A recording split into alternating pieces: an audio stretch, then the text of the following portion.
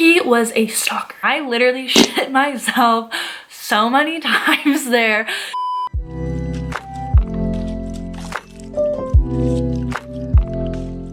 What's up guys, welcome back to my YouTube channel. Today we have a little bit of a different scenery. Obviously I am not in my natural makeup, hair, outfit type look. I was just getting ready for bed and I knew I was going to film this video, but I didn't feel like putting makeup on and I didn't feel like wearing no makeup. I just felt like this was the vibe. I got my fall decor. It's nighttime. I have tons of candles lit around my room. It's really cute. My diffuser's on. It smells so good. It's like a little nighttime bedtime story time. So if you guys watch all my videos, you guys know that I have been through quite intense therapy. I feel like I can't take myself seriously. I look like a goblin. Do I look like cute or is this like just ugly? I don't know. I just wanted to film this video because I thought it'd be really fun to tell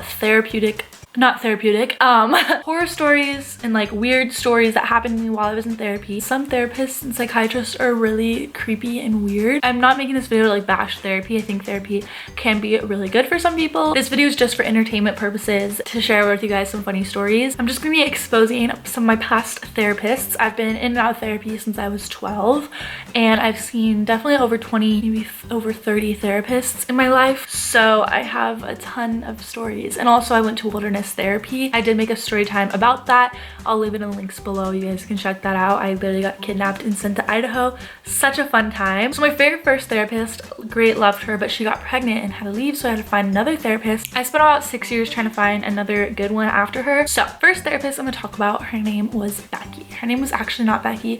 We're just gonna name her that for the sake of the story. Becky, she had an eating disorder. I don't know if I'm allowed to say that on YouTube because I know videos with certain like phrases will get like shadow banned and stuff. Becky tried to make everything about having an eating disorder because she had an eating disorder. Maybe it's because you have an eating disorder. Did you ever think you have an eating disorder? Do you think you have an eating? I was like, I don't have an eating disorder. She made everything about that because she had like one. And I was like, that's not why I'm here. Like, that's not my issue. And she would always talk to me about it and talk to me about how maybe I have one because she had one, certain things that I went through, she went through, but like I didn't have an eating disorder. And she tried to make it seem like I had one. But yeah, so that was a fun time and I hated going to her. I had this one therapist, oh my god, thinking of fake names is me so hard. We're gonna call this other one Chanel. So Chanel literally drove me crazy. I went to her for a few months. She's like, well, don't you want to have a relationship with me? And I was like, no, my parents make me come here. And she's like, well, like you should ask me things. Like you should make this about me too. Like I ask you questions. Like why don't you ask me any questions? And I was like, I don't know, because I'm paying you to act, like talk to me. So I never, I guess, asked her enough about her life. And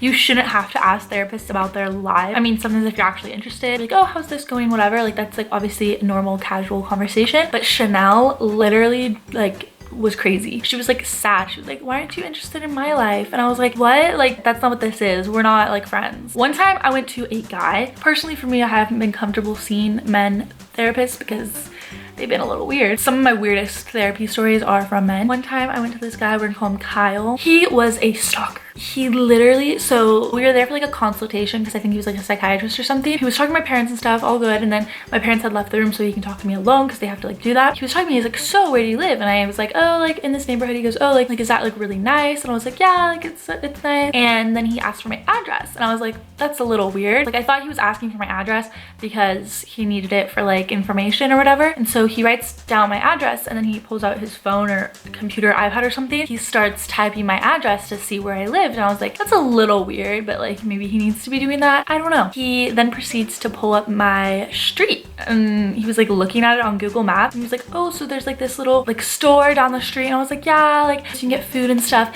And he's like, oh, and like is there like a lake or like a pond? And I was like, yeah, like there's like a lake nearby. And he was like, oh, like so do you go there? Like he was just talking about like my neighborhood and it was so weird. And he was like really awkward and weird and I was so uncomfortable. And I told my parents, I literally got back in the car, I was like, we are never going to him again. He's a stalker. I did a lot of group therapy programs and one of them I went to, this girl was obsessed with trolls. She was like, I think 40 and she just had all these like trolls things. And that's not like a horror story or anything. That was just like something that stuck out to me about a therapist because I thought it was really weird and funny. Surprisingly, I went to a lot of therapists that had dogs that just peed everywhere. I don't know what the connection is to that. So one time I went to this guy, we're gonna call him Joe, and Joe had like 3 kids or something and he had a dog and like his wife couldn't take care of the dog and the kids at the same time, so he would bring his dog to work. And he said that all the like patients loved like seeing the dog. He was so expensive, which is so annoying because like you're paying so much money for someone to literally fall asleep while you're talking to them. When he had his dog there, Joe would just be going around the office like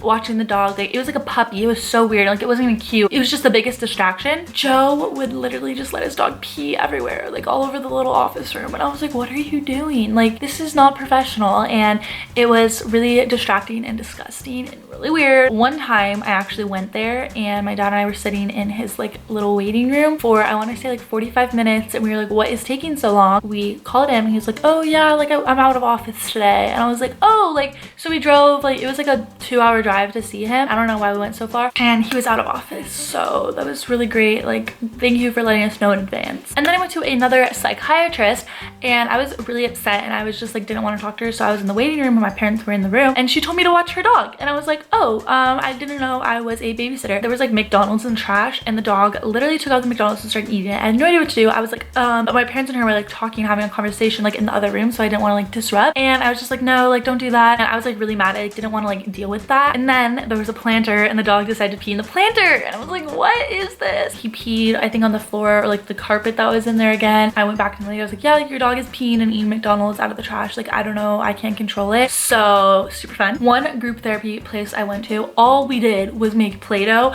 I think I have a picture. If I have it, I'll put it on the screen. Some therapy places get away with just like having like chit chat and like saying that's therapy. I mean, sometimes when it's with like your friends, it can be therapeutic to just like talk about what's going on, but it wasn't even the talking about serious things that were going on. We literally just talk about like shopping and play with Play-Doh the entire time. And I was like, mom, this is so dumb. Like, why am I here? Oh, I also had this group therapy place I went to one time, and we'd have like lunch there for some reason, and we'd always watch The Good Place on Netflix. We'd always get like food, and I'm pretty sure the money we spent on that therapy was just for the lunches because it was like really nice food. We would just watch Netflix the whole time. So super productive time there. So I feel like these stories aren't super entertaining, so I thought I'd share a couple of the really juicy, crazy horror stories from Wilderness. If you guys don't know the main story, I got taken from my room in the middle of the night. If you guys have seen the Paris Hilton documentary, exactly like that. Felt like I was getting kidnapped. I'm actually in the middle of writing a book about it. However, we were put through hell there. We had therapy assignments every week, and one time my therapist let my friends there pick my assignments. And so one person thought that one of my issues was like perfectionism and thinking that I have to be perfect all the time. She said that my therapeutic assignment for that day would be to put mud on my face for an entire day in the desert. So while we were hiking, while we were doing activities, I had to have mud on my face, just like this, but dirty, like from the ground mud that we walked on.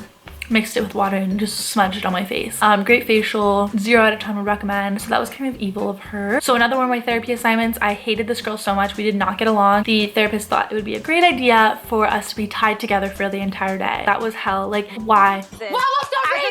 Also, in Wilderness therapy, we had to wear these orange vests so we didn't get shot. Obviously, we were living in the desert, so they were hunters hunting like animals, and to make sure we weren't like animals, we had to put these orange vests on. One time we woke up with frost all over our tents, and I thought I was gonna die because we didn't have the right sleeping bag. We weren't allowed to sleep with like comfy clothes or like warm clothes, because then we obviously would maybe get out of our tent and run away. And it was freezing cold, and I thought I was gonna freeze to death. I couldn't even sleep in the middle of the night because I was so cold. One time we all got sick and we were just shitting our brains out the entire weekend, and we didn't have any medicine or parents or anything. So that was probably one of the worst times of my life. Oh my God, this one is probably one of the worst. So these are like horror stories, like things you have nightmares about. So we obviously couldn't sleep with shoes on because then we have a better chance to like run away, I guess. They would take our shoes and all of our stuff in the middle of the night, so we were obviously barefoot. And some nights it would be raining and you'd wake up and really have to go to the bathroom. And in the middle of the night, I'd always wake up and have to pee, or you know, I'm just gonna be honest, this is disgusting. So I'd always have to go to the bathroom in the middle of the night. I'd just go out of my tent barefoot, pee on myself basically. How are you supposed to see when it's pitch black? You don't have a flashlight, you don't have shoes. It was just so gross. Sometimes instead of doing that, I would try to wait till the morning. Sometimes it didn't always work, and I'd be like holding it in so bad, and then I'd just be like, this is so gross. I don't know why I'm saying this on the internet. I would wake up, get out of my tent, have to count so they knew I wasn't running away, and I'd be like 1, 2, 3, and I'd be trying to make it to the Porto. Sometimes I had held it so long that it